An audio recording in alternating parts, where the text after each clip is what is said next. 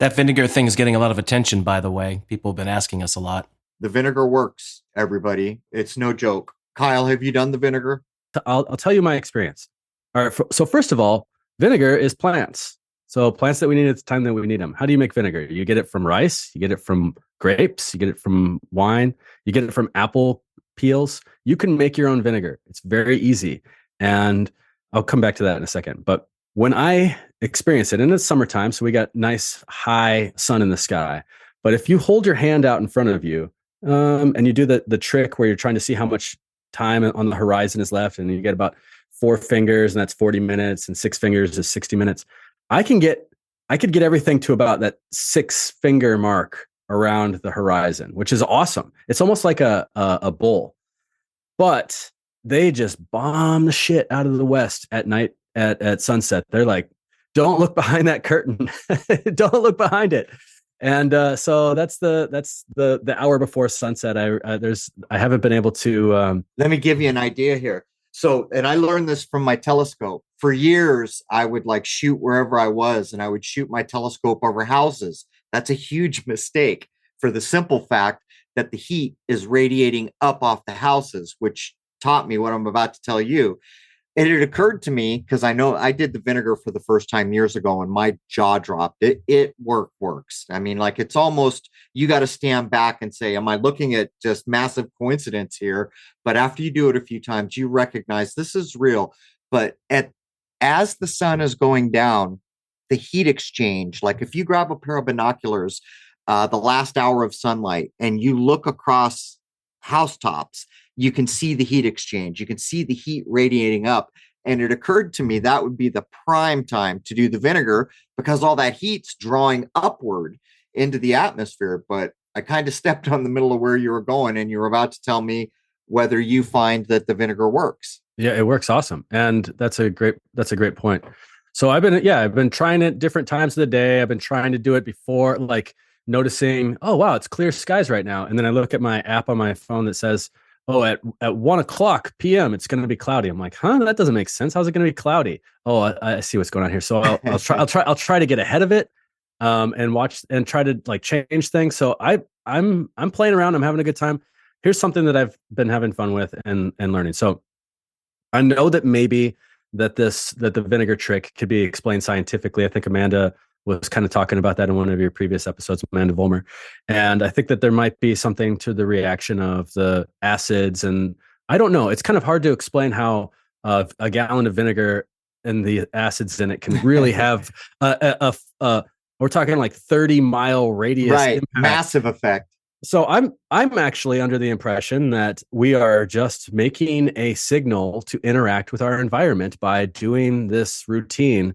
And by doing that, it's actually as simple as committing to doing something and that has an effect on the outcome. And just like in any experiment. So you're suggesting that if we prayed while we were doing it, we might even get better results. Not only that, if you prayed while you do it and then supplement the vinegar with some of these things, like some of like a botanical essence that is like, oh, this is a poison plant. What good is it for? I wonder. It just reminds me of the sky. It looks like the sky. I could come out here and be reminded of what a blue sky looks like. So so here's another thing that I did. I'm really, because I'm a medicine maker and I make medicine for my community, I'm always thinking about how to improve that. And so I went out one day and the dandelions were out. This was this spring. And I made some vinegar with the dandelions. I picked them under the sun, and the dandelion has signatures of the sun. It is bright. It brings back light into your body. It has. Isn't it a sun plant though? It's multiple. It's a very mutable plant because it's solar. Yes, because of the qualities it works on our solar plexus. It works in the liver and the gallbladder as well, and that's what that sun is signaling. But it's also Jupiterian because of its expansiveness. So and the way that it's saying like, use me abundantly. Here's a bunch of me. That's a very Jupiterian quality as well. So yes, I'm harvesting it on a Sunday. I'm trying to really gather all of the alchemy of the sun when I'm harvesting this.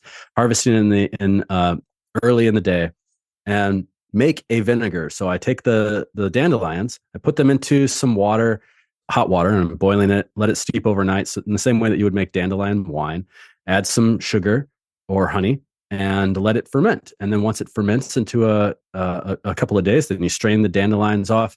Then you just let it keep fermenting. And it usually takes about a week and a half, 2 weeks or something like that. And now I have a dandelion vinegar. And as I'm picking these dandelions, I'm singing my songs. I'm whispering to the dandelions in my way of communicating with plants that someday you're going to be medicine for the sky. You're going to be medicine to bring back the brightness of the sun.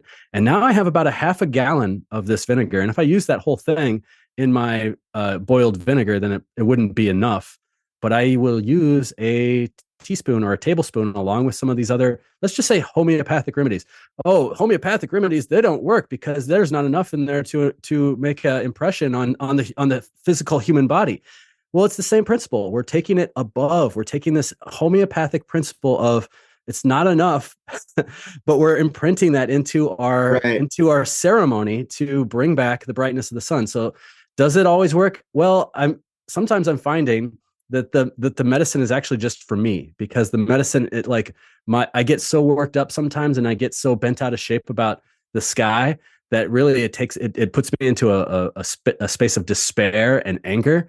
And that actually the medicine was for me to let go of that despair and anger and to continue to live my life and be a helpful guide of medicine. And other times it actually is doing that. And it really does bring me a lot of joy. So I have to interrupt. I'm sorry. Jason's pinging me. We've got to wrap up for hour one, but you've given me so much to think about. I mean, what if we simply did, I'm watching the chemtrails. I know damn well they're blocking the sunlight. What if I went and grabbed one of my favorite plants, which I always so much that we need to think about? I'm guessing people are going to latch on to some of these ideas. I'm hoping people will, come back into comments and tell us what they noticed, what they learned. Part of the problem is I forgot about this vinegar thing for years because I cover so many things.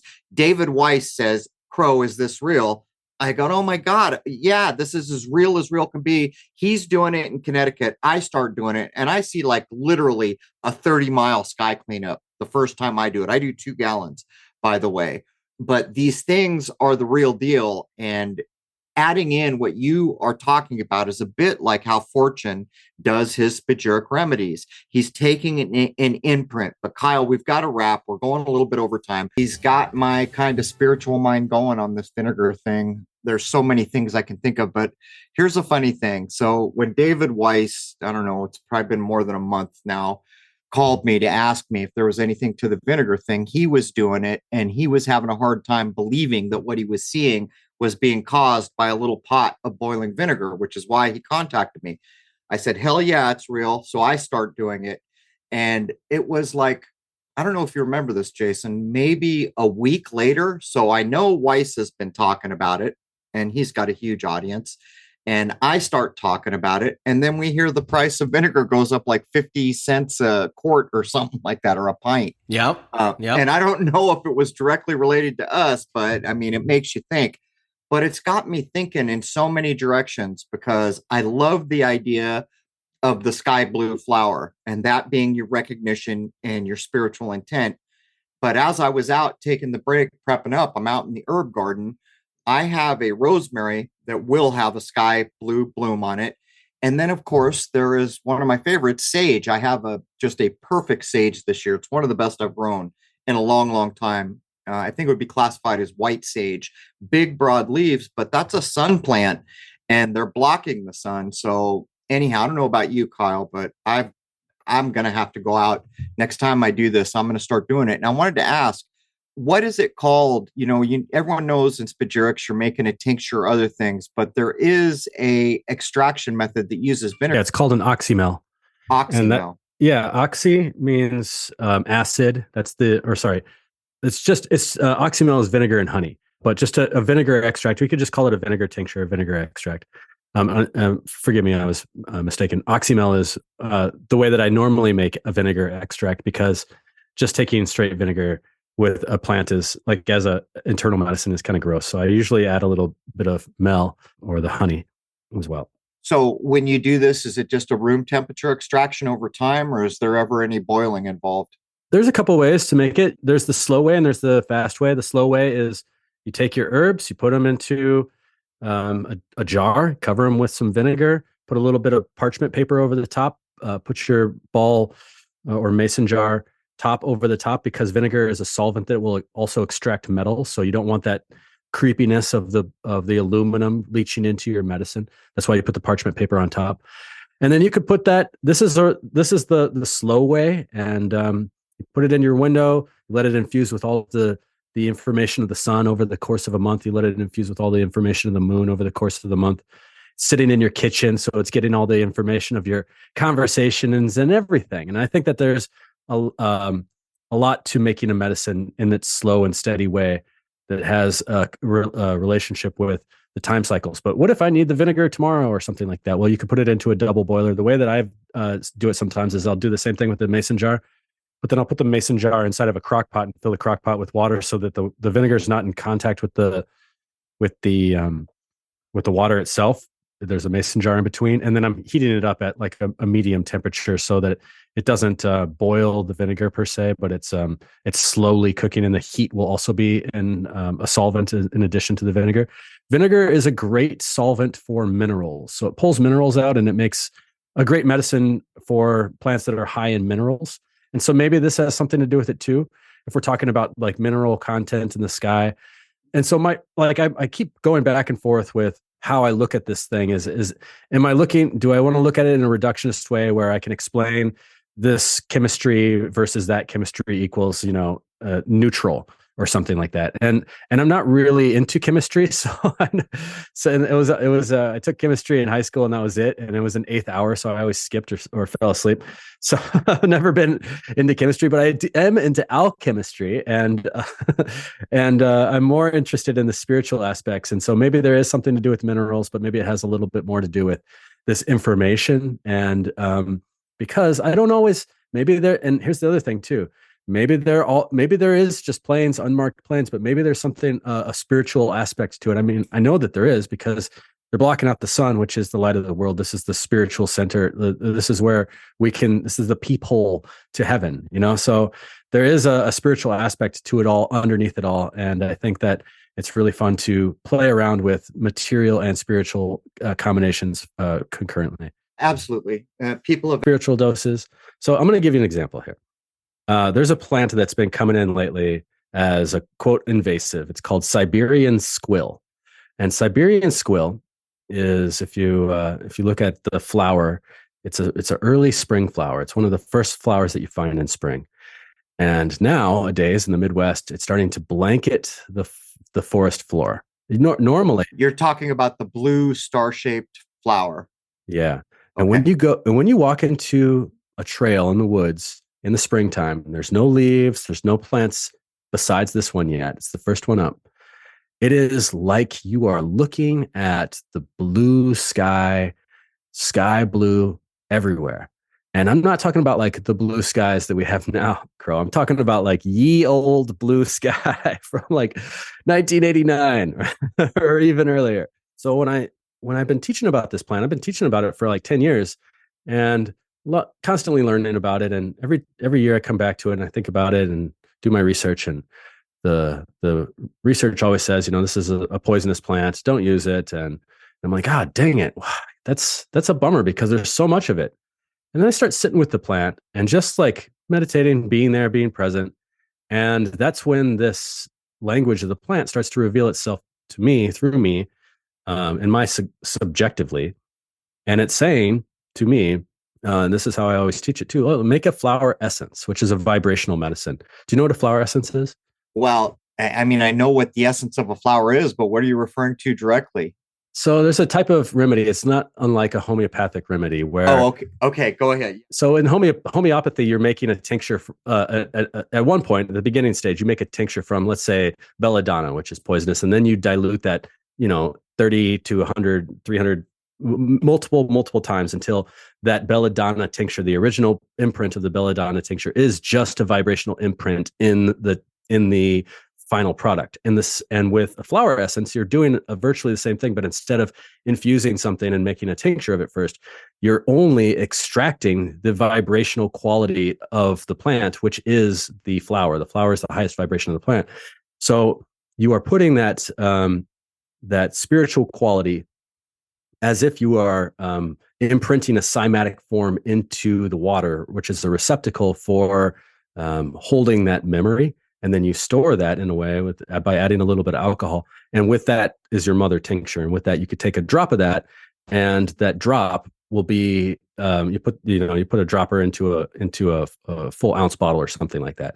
And in the same way in the homeopathic remedies. And so they're working on a vibrational level. They work on energetic beings. So I'm an energetic being, you're an energetic being. But if somebody on Wikipedia is like, we're not energetic beings, I don't know if it would work, at least in a placebo way. But so I'm teaching with Siberian Squill, the best way to work with this plant is to make a flower essence on a day when the sky is clear. And so in that case, sometimes you got to get up early and beat the plains and make it on a day when the sky is clear. You get some water that's ideally spring water, but water that's been prayed over, the best water that you can find. Put it in a glass bowl. Just you're infusing it into the bird songs. Everything is present in this.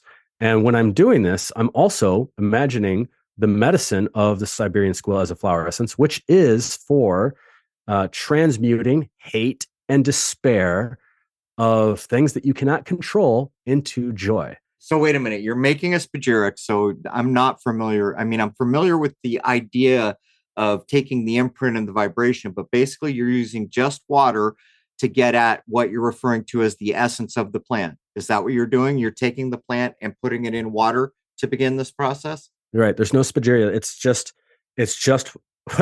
a water in a bowl, put the flowers in the bowl, pray, have intention. It's just like basically making a holy water.